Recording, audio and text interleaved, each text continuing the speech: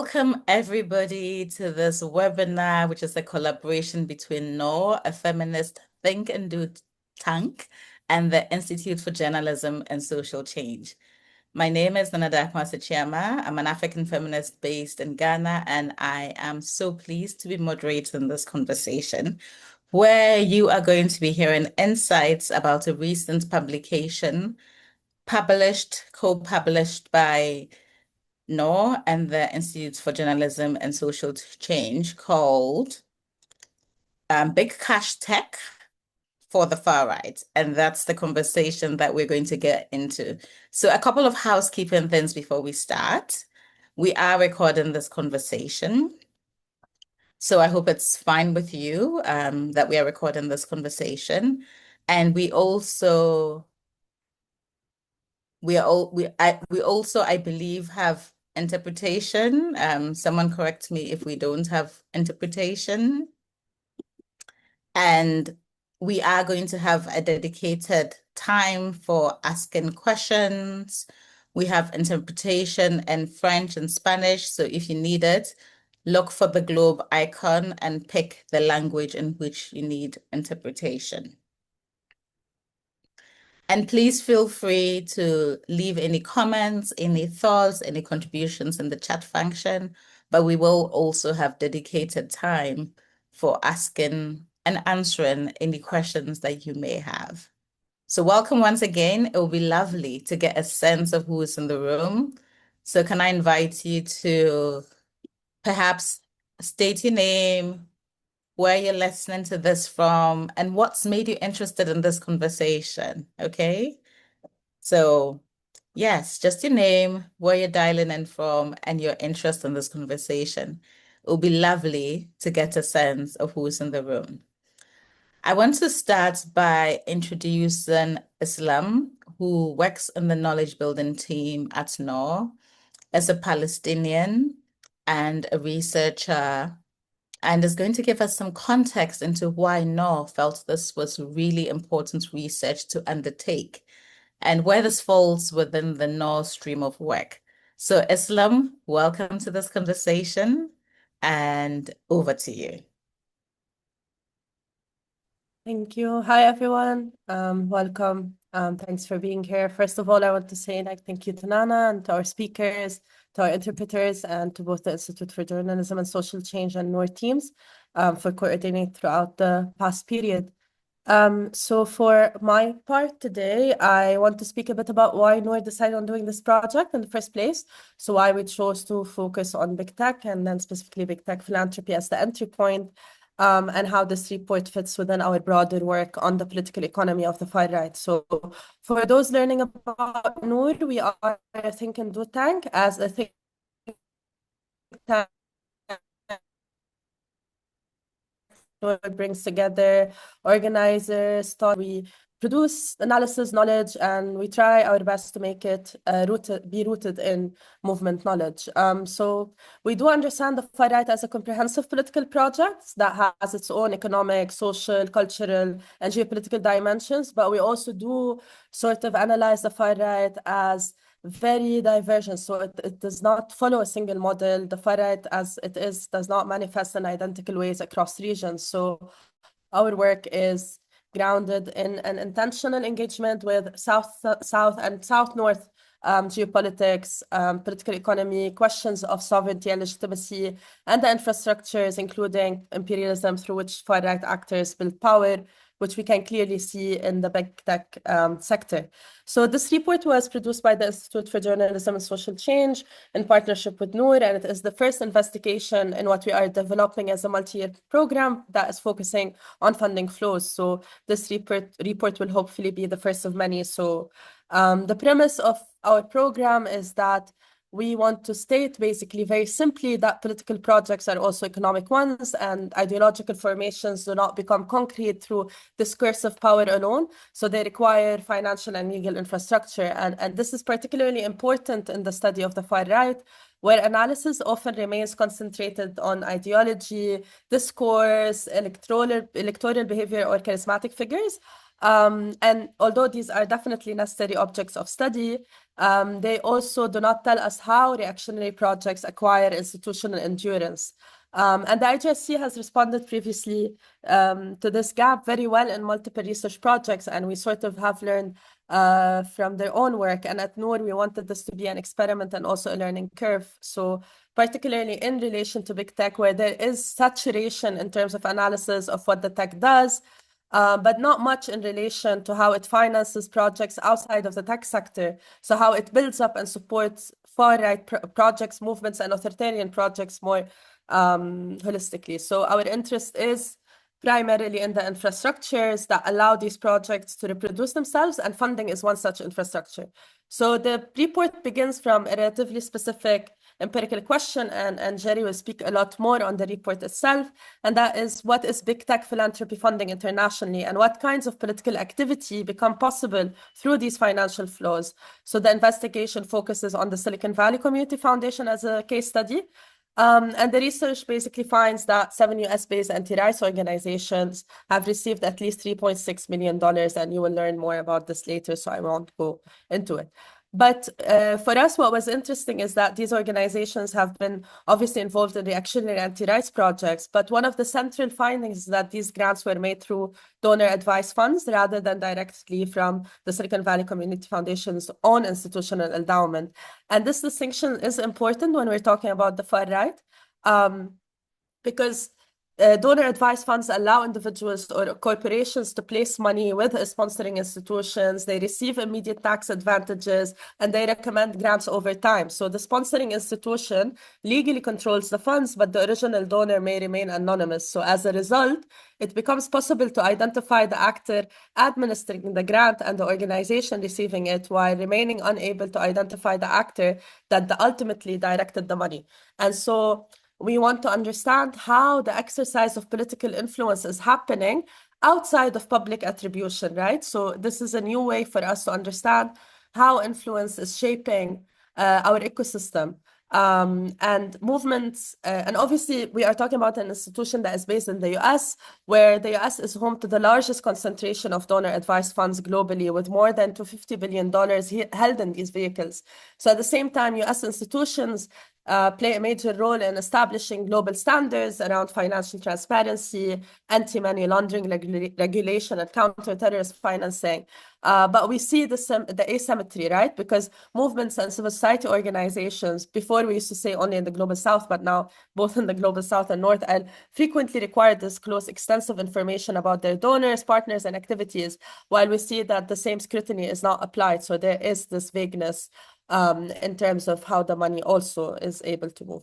And we can clearly see with this example or case study with the Silicon Valley Community Foundation that the same philanthropic infrastructure can sustain opposing political projects simultaneously. And this is the thing about big tech philanthropy itself, generally, that they can fund opposing projects. So then we're more interested not in just the idea that they are funding anti-rights organizations, but how this money is moving and how then it is affecting movements on the ground.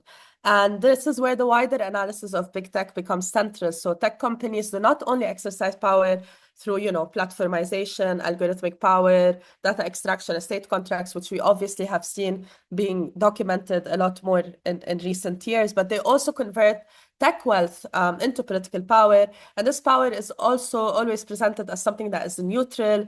And we always talk about tech in relation to war and just in terms of how it enables war technically, but they are also funding far-right actors and amplifying their ideas that help create the political conditions in which violence becomes possible and legitimate.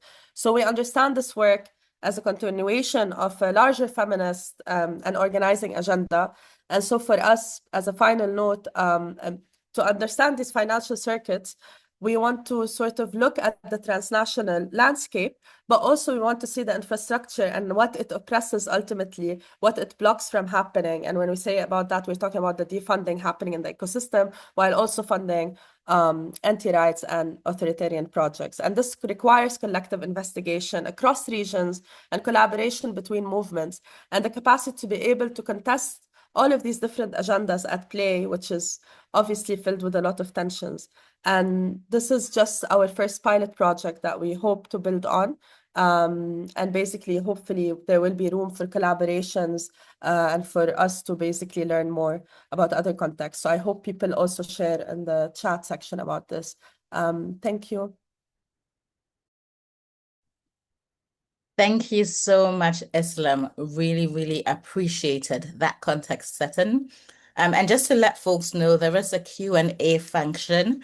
So if at any point in time you have a question that, pops into your head, please pop that into the Q&A function whenever that occurs to you, so that when it comes to the time for us to answer questions, we can easily find those. And if you want to speak, when it comes to the Q&A section, which will be further down the line, and you would prefer to vocalize, you can raise your hand and we will unmute you so you can speak. Thank you so much, Islam. So much of what you said resonated with me, especially what you pointed out about seeing the far right as having a very clear political project, which is also an economic one, which is understudied. Like, I really want to emphasize that. And I also loved what you said about this is also an experiment and a learning curve, and only the beginning of such similar investigations. So, would love to also hear from folks who have had the chance to read the report, how this resonates and what you feel like the need is when it comes to researching like this. And I feel like a lot of us can anecdotally see, especially in the US, the clear influence that big tech billionaires now have politically. But this, really feels like a concrete source of information. And so I'm going to turn to Jerry now. Jerry Richardson is an investigative journalist and also a researcher with the Institute of Journalism and Social Change, and was one of the key writers who worked on this research report. So, Jerry, I'm going to turn the mic over to you to share and speak to some of the major findings as well as the methodology for this. Over to you, Jerry. Thank you so much, Nana. So we've just heard why following the money to the far right is so important. And so the next step is to test what that looks like in practice. And this investigation really answered one core question, which is, can publicly available financial records tell us something new about how money flows from one of Silicon Valley's largest philanthropic institutions to internationally active anti-rights organizations? And there's two core elements to approaching a follow the money investigation, which is what can we see, but also what can't we see? Because both are really essential to understanding where accountability begins and where it starts to break down. So if we can move on to slide 2. So this investigation used Form 990 financial filings, which every single tax-exempt organization in the US is required to file and make publicly available, with some exceptions, such as religious exemptions for churches. And there's a section of that filing called Schedule I, where organizations are required to disclose their grant-making activities within the United States. And this includes information about who received funding and how much was given. And so we analysed 10 years of financial data from 2014 to 2023 for the Silicon Valley Community Foundation, which disperses billions of dollars of grants each year. And its funders include founders or CEOs of major tech organizations such as Netflix, Facebook, Meta, Google, and WhatsApp. And for each year that we looked at, there were roughly around 3,500 recipients. So huge number of grants to go through. So we first began by identifying organizations that are already known for their international anti-rights activities. And we then systematically searched using keywords, so terms like pro-life, evangelical, to identify additional organizations that might otherwise have been overlooked. And finally, we included several in-depth case studies in this report that examine the activities of some of these organizations based on what's publicly already available. And you'll hear a little bit more about what that looks like on the ground later on. But that research was really important because of what we can't see in these filings, which is the activities that these grants are intending to fund.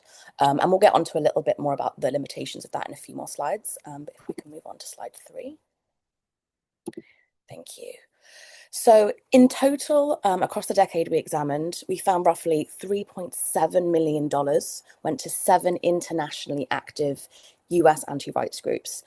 And these have been involved in activities in anti-abortion litigation in Eastern Europe, anti-LGBTQI conversion therapy initiatives in Latin America, sexual purity programs in Africa, some examples. An Alliance Defending Freedom, for example, is a designated anti-LGBT hate group by the Southern Poverty Law Center. The largest recipient of this funding was the Church of Jesus Christ of Latter-day Saints, receiving approximately 2.47 million. But looking across the decade, several organizations, Campus Crusade for Christ and the InterVarsity Christian Fellowship, for example, which were the second and third highest funded organizations, they received consistent funding across multiple years, which would suggest sustained philanthropic relationships rather than just isolated support. But we also observed some shifts over time. So, for example, funding increased following 2017. Organizations such as Alliance Defending Freedom and Life International received larger or sometimes first-time grants after the beginning of the Trump administration. And funding overall to all of these groups spiked during this period. And so these patterns really matter because they demonstrate how philanthropy can provide long-term institutional support that enables organizations to sustain their activities. But also these individual grants really raise questions about how they're also helping to build the capacity of these far-right anti-rights groups. So if we can move on to slide 4 now. Thank you. So yeah, up to this point, we've talked mostly about what we were able to uncover, but it's also important to understand the limitations and what the public record doesn't allow us to see. So here is a screenshot, which is part of the 2023 IRS filing, where Silicon Valley Community Foundation disclosed a $2.3 million grant to the Church of Jesus Christ of Latter-day Saints. And this is exactly the kind of record that we worked with throughout the investigation. So from this, we can identify the recipient, we can see the amount that was received, and we know the year the grant was made. But what we can't see and what we don't know is which donor advised fund recommended this grant, because that isn't publicly disclosed. And although the filing does include a purpose field, it's very typically limited to very broad descriptions. So it can be as simple as just education, or in the case of the LDS Church, just simply religion. So terms that really don't tell us very much about what the activities this funding was actually intending to support. And although the LDS Church had received smaller grants in previous years, the majority of its funding came through the single 2023 grant. And without detailed disclosure, we can't determine what that funding was.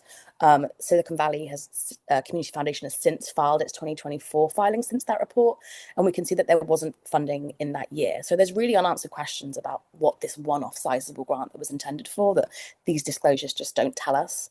So the issue is that information that's available doesn't allow the public to meaningfully understand the relationship between donors, philanthropic intermediaries, and recipients. So we can see that the money moved, but not the decision-making behind that movement or what impact it was intended to have.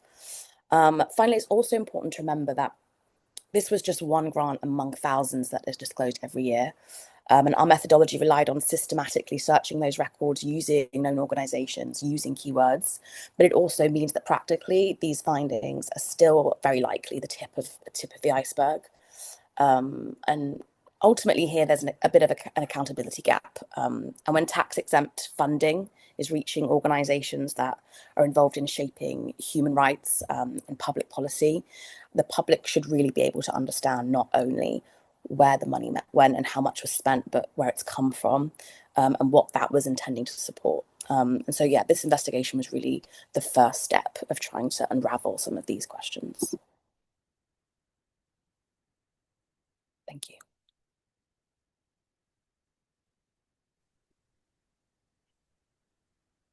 Thank you so much, Jerry. Thank you. That was really, really helpful.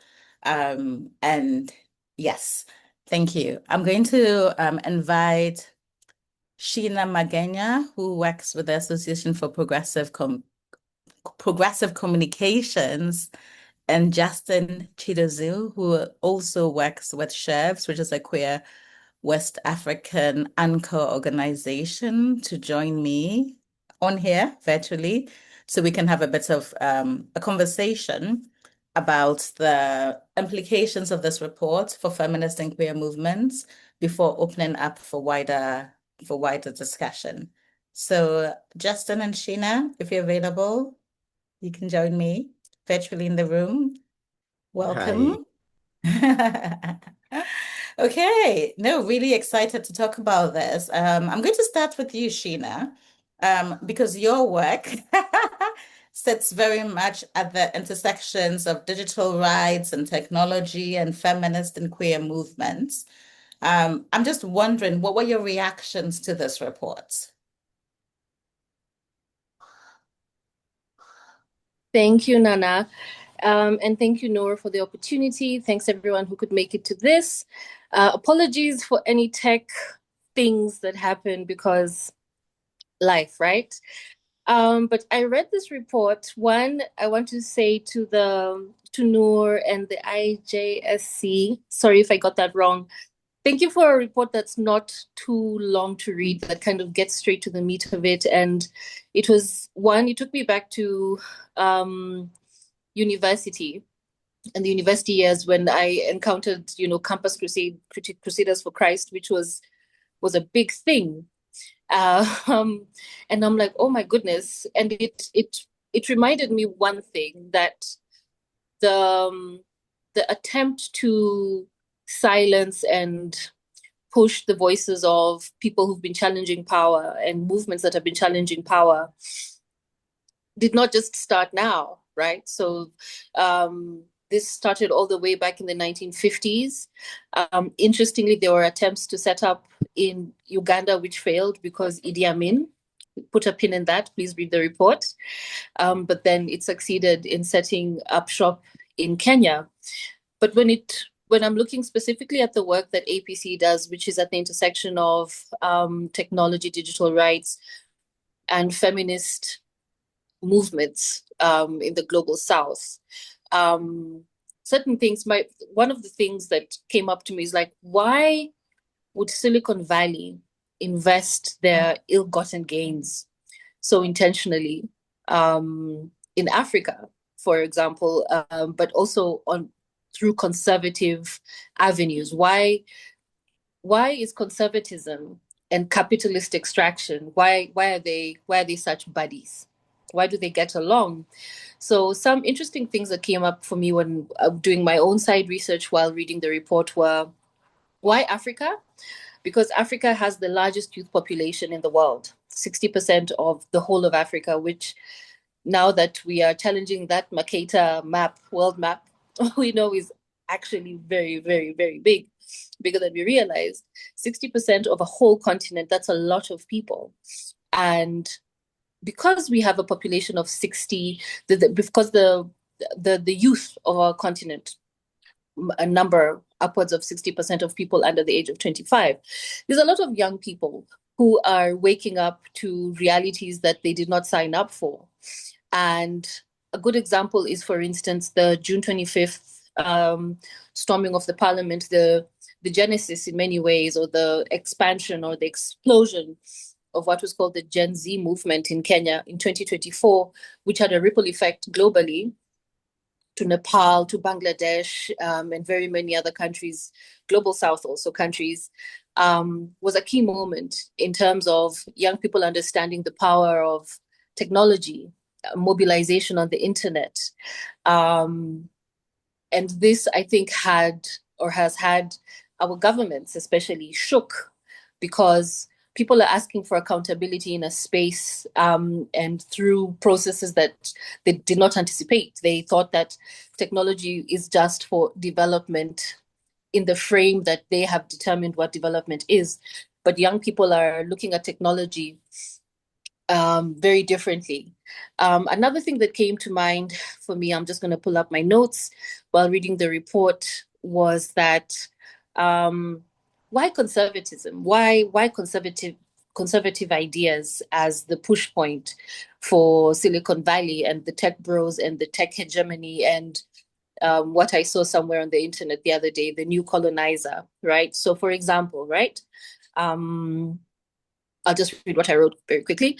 What fascinates me about the report is the why. How does a more right-winged and conservative global population benefit the Silicon Valley tech cabal? A superficial explanation can be, one, if we have a populace that believes in an afterworld and an afterlife, they are less likely to be critical of the destruction of this one by data centers and mass production and capitalist-driven consumption that is destroying our planet.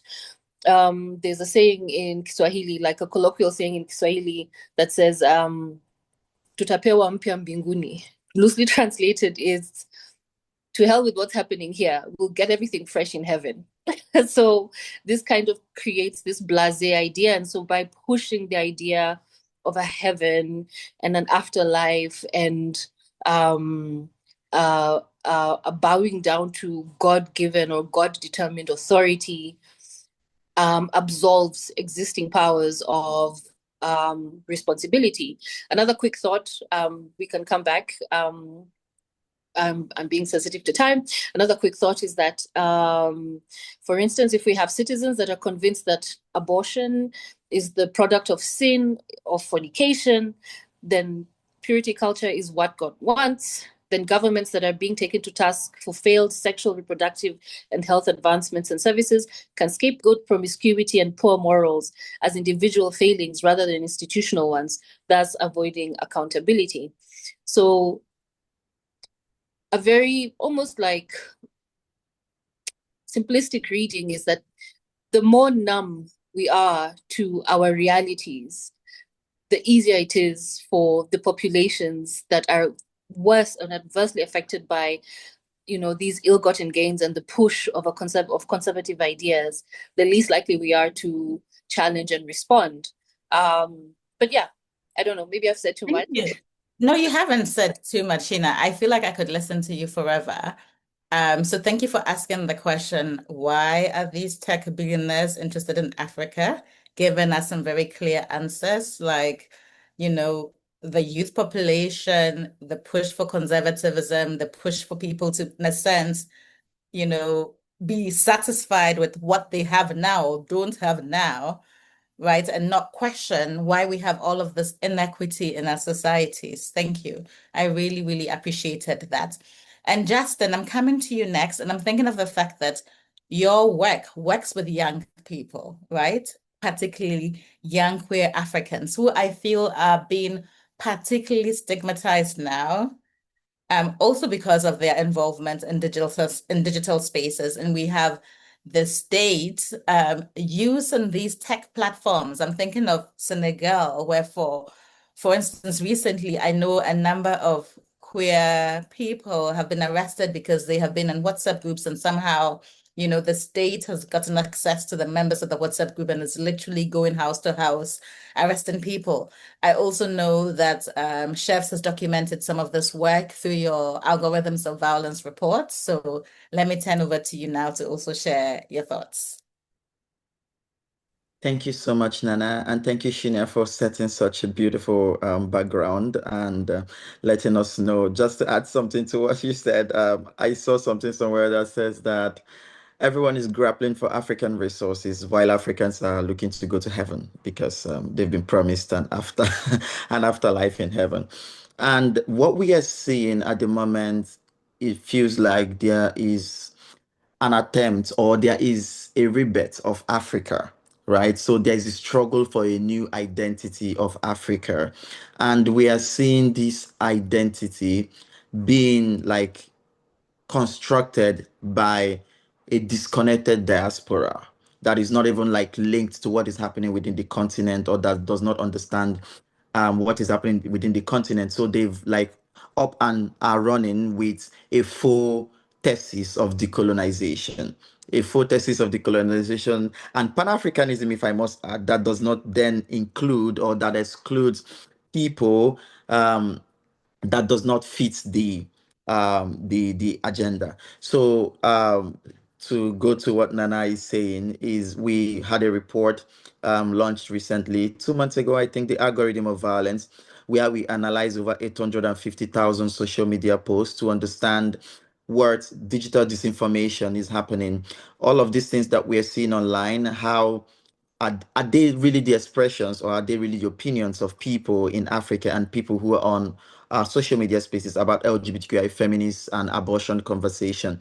But what the research is showing, or what the research showed, is that it's not true. These are all coordinated chatbots, and also coordinated mechanisms that the anti-right groups are using to push out their hate. So we are not just only seeing anti-right manifestation within policy spaces or within national parliament. We are seeing how they are also actively constructing an army and building an army online, and again for digital colonization, or to pass whatever agenda they are, because they also realize that young people are the ones that are more active on social media, and to capture the young population, they also have to take over social media, take charge of social media, control what information you see, and control which information reaches you and the kind of news that reach you. So Sheena was talking about why big techs would be interested in anti-rights and conversations and pushing anti-right agenda. But the problem is not just about whether they are interested or not, but they are actively building that ecosystem, because we forget that most of this is also like all hinged on capitalist and male-centered, white male-centered agendas in order to colonize the world and benefit from more resources.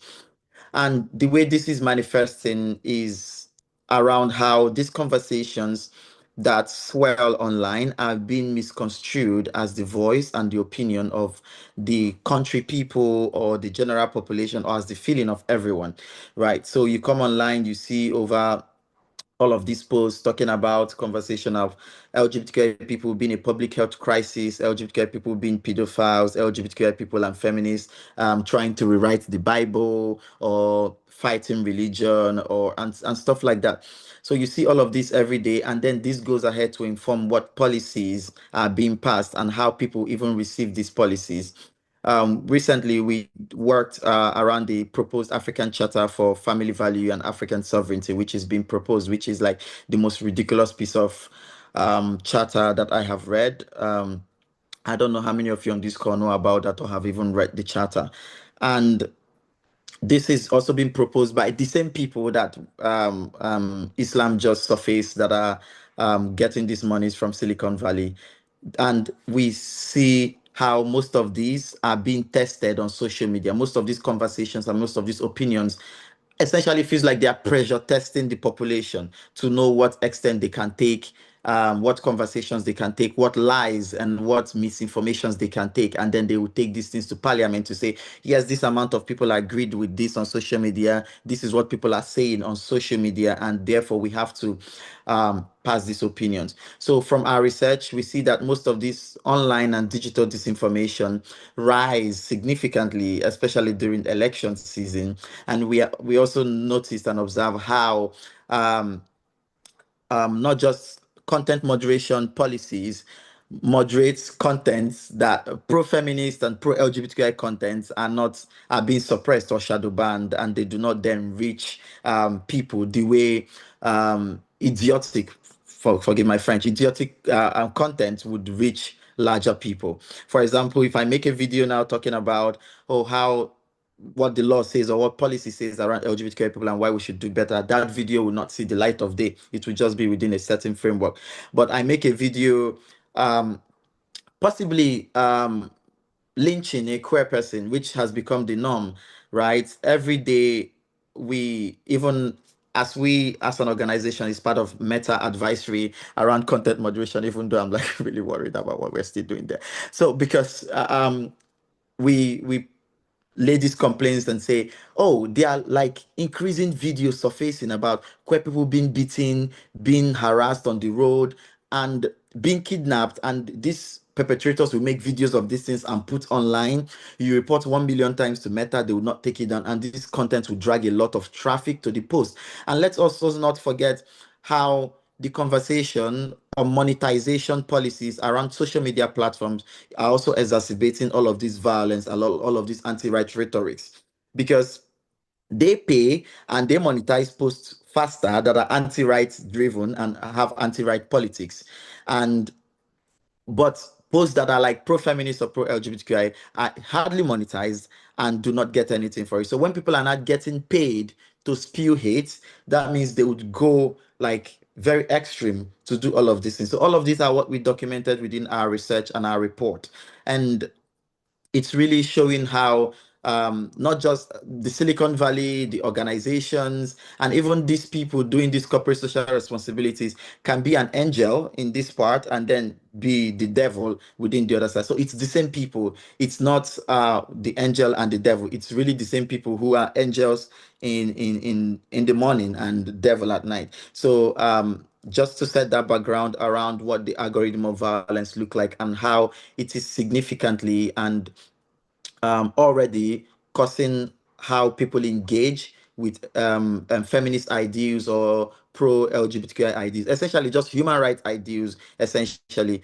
And let's not even talk about the conversation around artificial intelligence and how that part of the work is also being very contested around whether this can be ethical or this cannot be ethical. So it's all part of a broader agenda for digital colonization and essentially a political warfare and also an economic warfare for benefiting from African resources.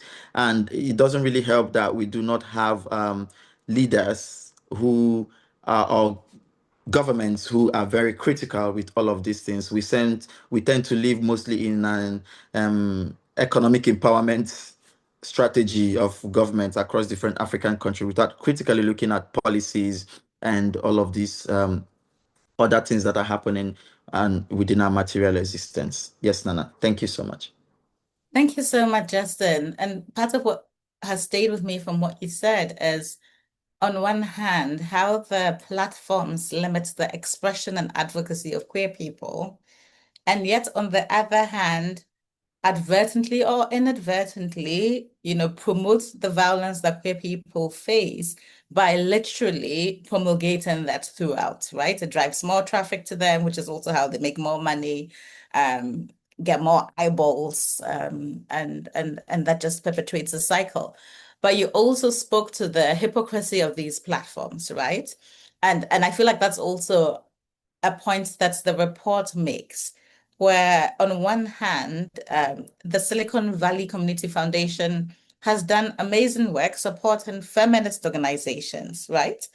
And on the other hand, it is a conduit through which some far-right organizations that we know are anti-feminist work also get supported. So actually, I want to bring everybody who's spoken back into the virtual room because I have a question for everybody and I'm opening up the floor for questions. So for folks who are listening, I know a lot of the time, a lot of us like to be in listen mode on these webinars. We're listening as we multitask. But if you do have a question, please place that in the chat. And we will also give the opportunity for you to unmute and vocalize if you would like to speak to your question. Sheena, are you able to join us back on camera? Great to have you all here. So many questions that I have. Who do I start with? Sheena, I'm going to start with you actually, because when Justin was speaking about, even being on the Meta Advisory Board, I remember from well over a decade ago, APC was one of those organizations that was really trying to engage with these tech platforms, right? And it felt like at some point in time, that was a good thing to do, that we needed as feminists to engage with these tech platforms. I'm wondering what your thoughts are now, personally. Is it worth engaging with these tech platforms? I know we've also had lots of conversations about a feminist internet and what that looks like. Where are you now, with that thinking? Thank you, Nana. And I just wanted to say, Justin, thank you so much for summarizing the report with the phrasing of angels in the morning and devils at night. I want that on a t-shirt. I need that on a banner. I need that on the side of a building. Your question, Nana, I think it's a question we ask ourselves at APC as well. It's something that we grapple with. We know that to a large extent, because we are being held hostage by corporations whose primary and only interest is money. All they want to do is to amass as much wealth at the cost of everything and anything right to the end. They do not care about us.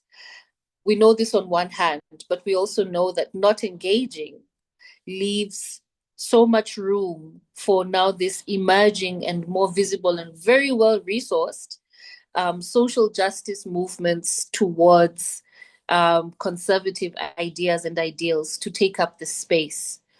So what it does look like for a lot of the times, and what we have also realized recently, particularly in the women's rights program at APC, is that progress also looks like holding the line. It also looks like preventing what is bad from becoming worse. And unfortunately, for those who have the sufficient mental capacities and psychological capacities to engage with platforms, they can and they do and they should, because the absence is worse than even the most mediocre presence, or even kind of window dressy type space that's given to civil society, as performative as it is to a degree. But the absence of that alternative, alternative to the conservative right, narratives and ideas and evidence of the abuses that these platforms are doing, its absence is far worse than its most minimal presence. So yes, there does have engagements, unfortunately, do have to continue on a policy level. With the platforms and the damage that they do to the communities that are worst affected by the hate, the merchants of hate that are selling pain on these platforms for profit. On the other hand, I do also think that we can do better in terms of mobilizing the masses towards subverting the use of a lot of these things. And if anybody knows how to use things for their unintended purpose, it'll be people from the global south. And this can be any form of technology we think about, even outside of the digital technology. We have been able always to take something that was intended for one thing and use it for what it works for us and for what we need it to work for. So we do also need to start pushing ideas and encouraging people to circumvent these platforms. How can we take over these platforms that have been overrun with hate, and they're monetizing things that are causing harm to the general population? How do we how can we? I don't have any answers. This is why it's a question. But there has to be a way that we can exist in these spaces of pain and violence, which we do in our countries, and some people in their homes. But how do we subvert these? How can we collectively? How do we get everybody together? How do we mass mobilize? Because if there's something that has been shown to work for any kind of movement, it's mass mobilization. So that's, kind of answers, but also kind of doesn't. No, thank you, Sheena. I think you're posing a really important question. How can we collectively subvert these platforms? How can we continue to hold them to account? How can we hold the line? Justin, like you were saying, is there a point in us continuing to do our advocacy with Meta? Clearly, there's a point. I know myself as someone who has been writing and speaking about the politics of sex and digital platforms. If these platforms existed, I wouldn't be able to reach the people that I can reach. So it is important. And at the same time, it is very challenging to work with. So I'm grateful for having this idea that let's also look at, the connections between the far right politics and the economics. So thank you. I see a question in the chat. So I am going to start. Yes, we're opening the floor for questions now. So if you do have a question, pop it in the chat. If you want to unmute and speak, you can do so. And I think maybe it was a hand that went up or somebody said that they had a question. So yes, okay, I'm going to guess, do you have a question? please go ahead. I believe you should be unmuted and able to speak if you want to. Tickets doesn't have a question. Tickets said, oh no. Yeah, I actually had a question that I wanted to ask Sherry, because Jerry, you mentioned at the beginning that, obviously research like this can be limited because of what you can find and what you can't find. I'm just wondering, as a feminist investigative journalist, what kind of disclosure would you love foundations to be able to share and to have available in the public interest? Yeah, I think ideally, like more meaningful grant level disclosure from tax exempt organizations, which would mean providing, sufficient descriptions of what grants are intending to support. And in this case, when grants are being made through donor advised funds, actually identifying the recommended fund. And those changes would have addressed two of the biggest accountability gaps that we encountered during this investigation. But then if you wanted to look further, so we know that these groups are working internationally. If you go and look at the financial filings of those groups and you look at their international spending, we can see which region they're spending money in, which is literally Africa, Asia, Latin America, but we can't even see which country they're spending money in. And given that this funding is tax exempt and justified on the basis that it's of charitable purpose, I think a greater level of transparency and scrutiny should be like a really reasonable expectation and kind of just common sense. But also, looking at the LDS Church and their activities, they don't even have to publicly disclose any of their grant making or and so we see some religious organizations that are registered as churches, which don't have any churches in the US, that, for example, are openly lobbying, which is against the rules. And there's nothing holding them to account. So I think, to me, it just seems commonsensical to require sufficient disclosures. Who is giving the money? Where is it going? How much? And what's the purpose of it?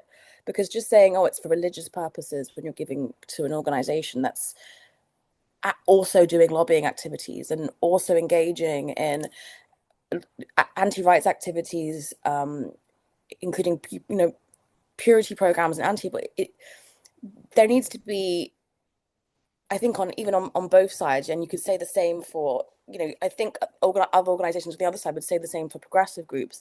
It just seems commonsensical from an IRS standpoint that would be required. But from a feminist standpoint, it would allow us to actually pinpoint and hold organizations to account, and not just from in terms of the anti-rights groups, but Silicon Valley, like you said, they are funding progressive organizations, and even progressive organizations sometimes need to be held to account. So across the board, it really just opens up for scrutiny and creates an environment where we know who is funding what. Thank you so much, Sherry. Really important to know who is funding what, especially when what is being funded is actually sometimes against the donor stated policies and their own interests. For me, that is always kind of like the big shock when it comes to some of these investigations, that people you consider allies, you're like, well, are you really our allies when you're also funding our opposition? I'm wondering, Islam, if you have any reaction to that, or if you want to tease us a little bit about some of the other research that Noah wants to do. I think maybe Justin has a direct point. If Yes, you want to go Justin, first, sorry, and I didn't see your hand go up in time. Go ahead before Islam. It's okay. I was just going to speak a bit on what Jerry is talking about, but when we are looking at philanthropy and aid, let's not also forget the politics behind them. These companies that do private philanthropy or donor advised fund, they are also agents of their government. And they act as foreign policy mechanisms and foreign policy machines, whether Meta, whether Bloomberg Philanthropies, whether all of these bigger philanthropic or private foundations they are agents of their governments. So we should not remove the government from this conversation. And even when we're asking for regulation from the government, we need to be careful, because then it's a slippery slope.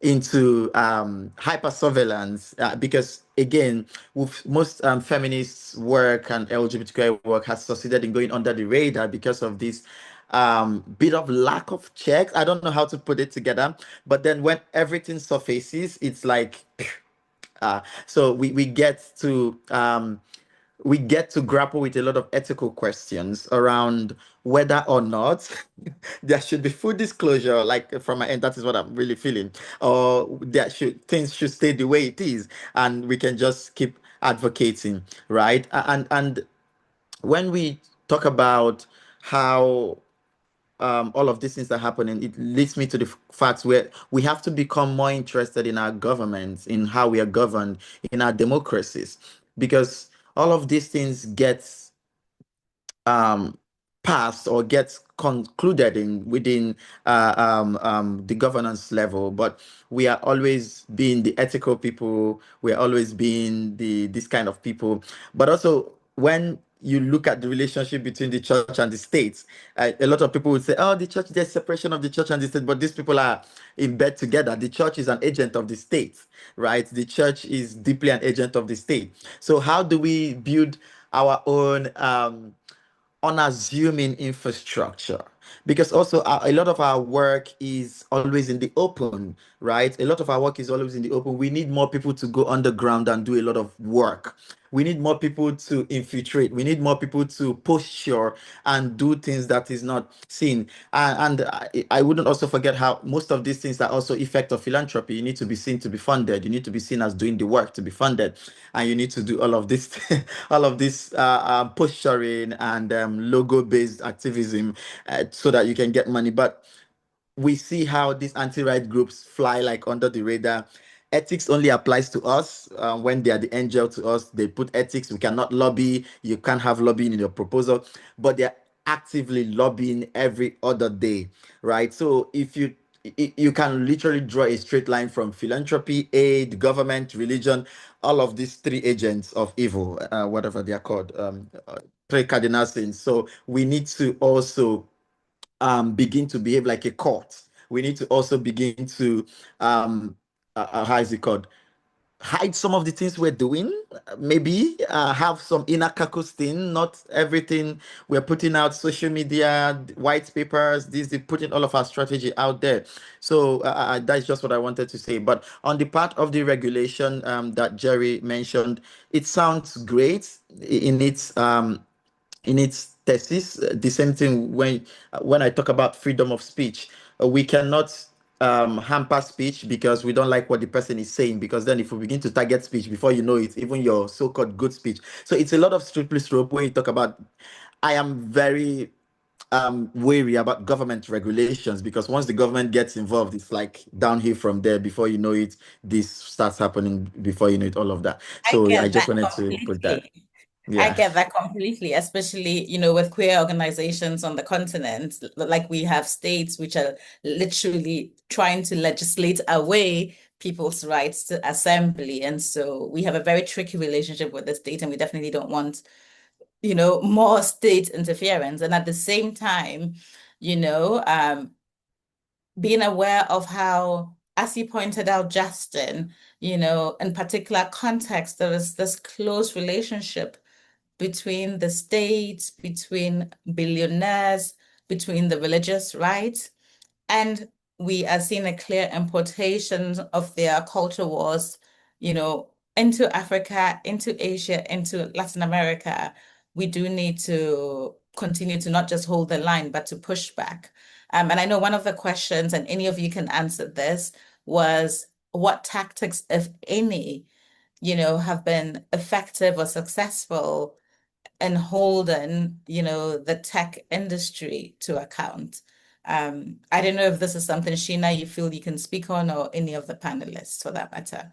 And just to say, we just have like 5 minutes and we're in the wrap-up stage. So if you do have a question, this is the time to pose the question, or, take it online to these same tech platforms. All right. Sheena, do you have a response to that? Yes, and yes, but because the easy answer is to hit them where it hurts, which is money. affect how they make money from us. That's the easy answer, but the difficult answer is how do we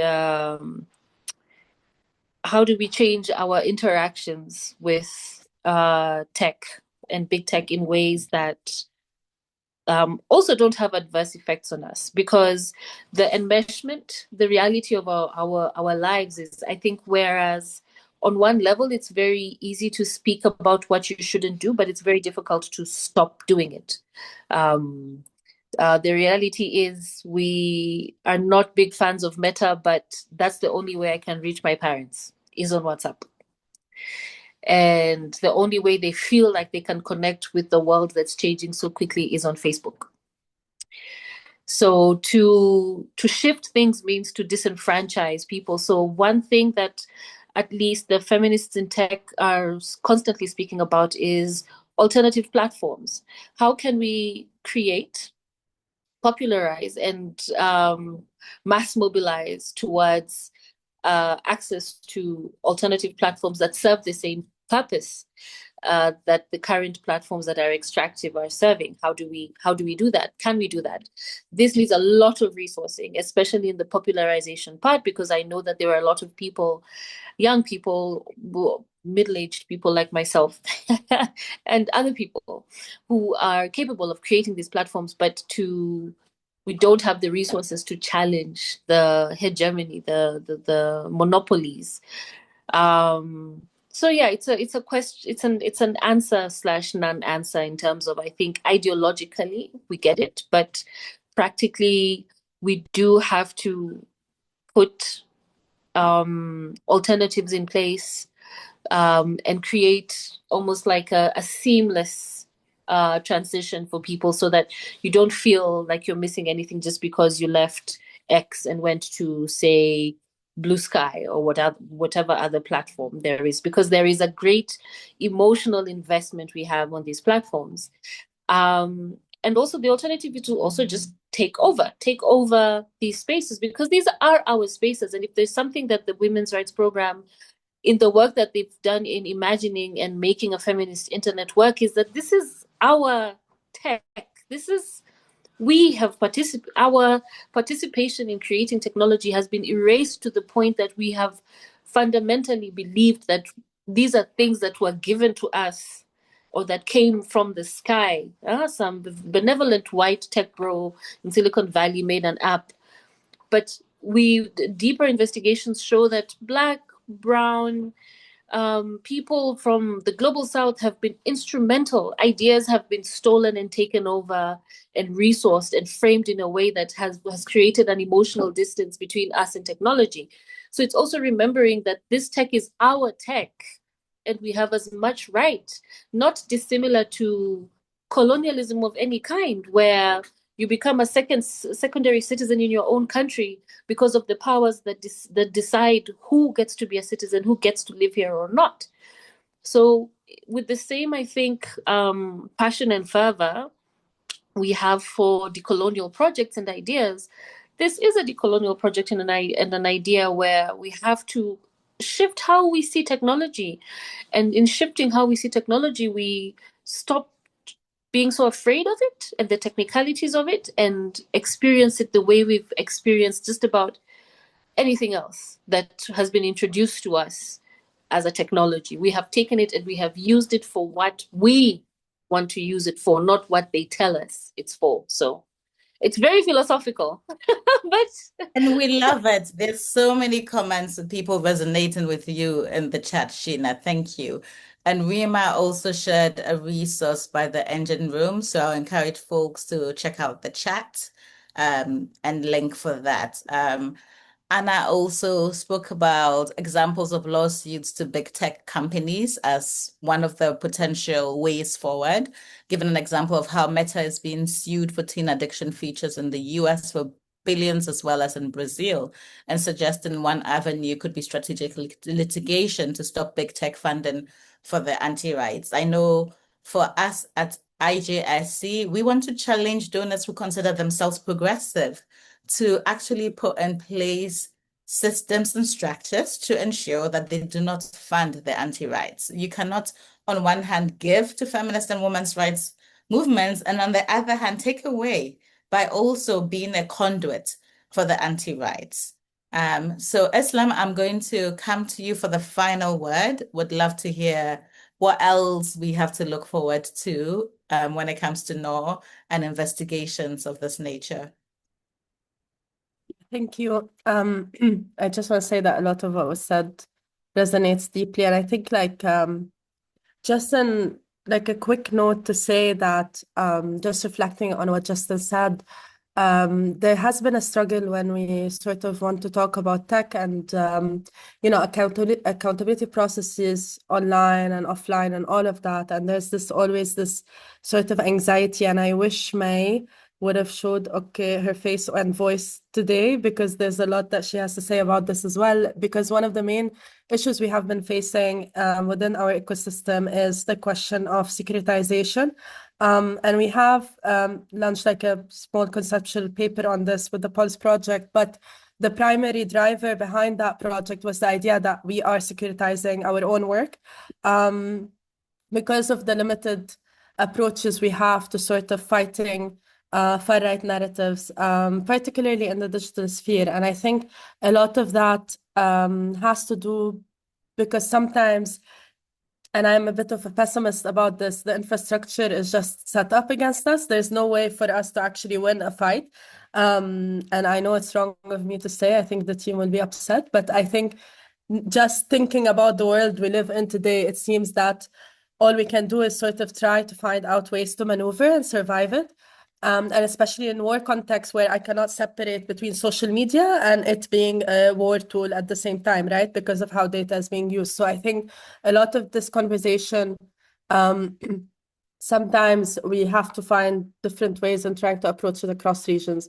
And so I guess for us at North, the things that are coming up are going to focus primarily on trying to highlight the relationship between far-right projects, wars, and tech much more clearly, because we truly do believe that if there wasn't funding that extensively that is being headed or channeled towards far-right movements, there wouldn't have been the infrastructure that enables war across multiple contexts happening today.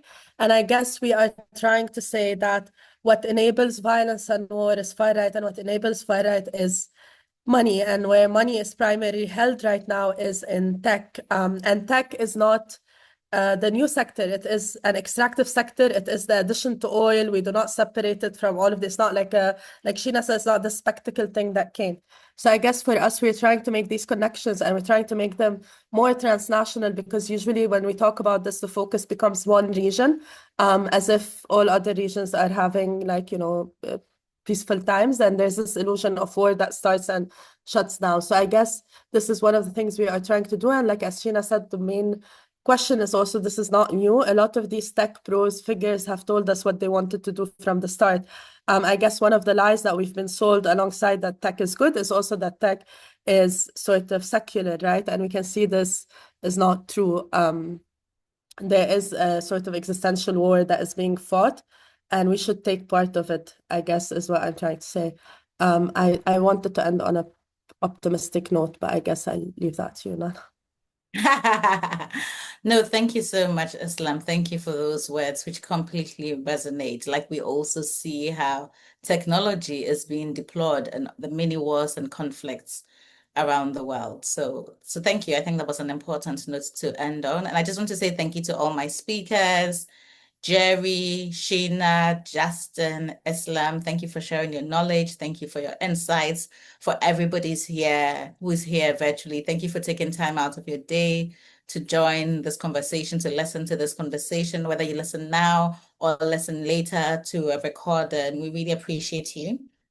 Please check out the website, the report, Big Tech Cash for the Backlash, which is available both via the NOR and the IJSC websites. We hope it will be helpful for your advocacy, whether you're advocating with progressive donors, to basically say to them, stop funding against our interest, or whether you're advocating with the tech platforms to say, do not give funds to the anti-rights movement. We hope you will find this report useful for your work. If you do, please let us know. Reach out to NOR, reach out to IJSC, give us feedback. We deeply appreciate each and every one of you for being here. Thank you to the interpreters for making sure that we can speak to each other and we can understand each other across our linguistic differences.